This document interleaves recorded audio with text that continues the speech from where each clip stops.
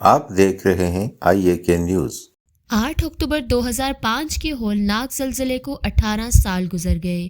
شہدائے زلزلہ کو خراج عقیدت پیش کرنے کے لیے ڈسٹرکٹ کمپلیکس میں دعائیہ تقریب کا انعقاد کیا گیا۔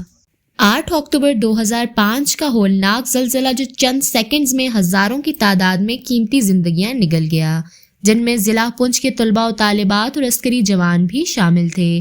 اس قیامت صغریٰ کو گزرے 18 سال بیت گئے، لیکن اپنے چاہنے والوں کو کھونے والوں کے زخم آج بھی تازہ ہیں۔ شہدائے زلزلہ کو خراج عقیدت پیش کرنے کے لیے ڈسٹرکٹ کمپلیکس میں دعائیہ تقریب کا انعقاد کیا گیا۔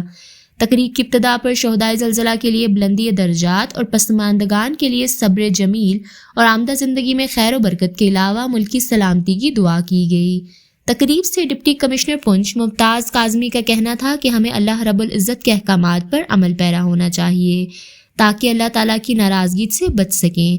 ہمارے بچے کورا کاغذ ہیں جو تصویر بنائیں گے، بنے گی، لہٰذا ان کی تربیت کا بہتر سے بہتر اہتمام کیا جانا ضروری ہے تاکہ ہماری نسلیں محفوظ رہ سکیں۔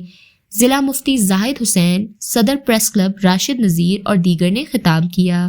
اس موقع پر مختلف مکاتب فکر سے تعلق رکھنے والی شخصیات نے شہدائے زلزلہ کو خراج عقیدت پیش کیا۔ آپ دیکھ رہے ہیں IAK نیوز۔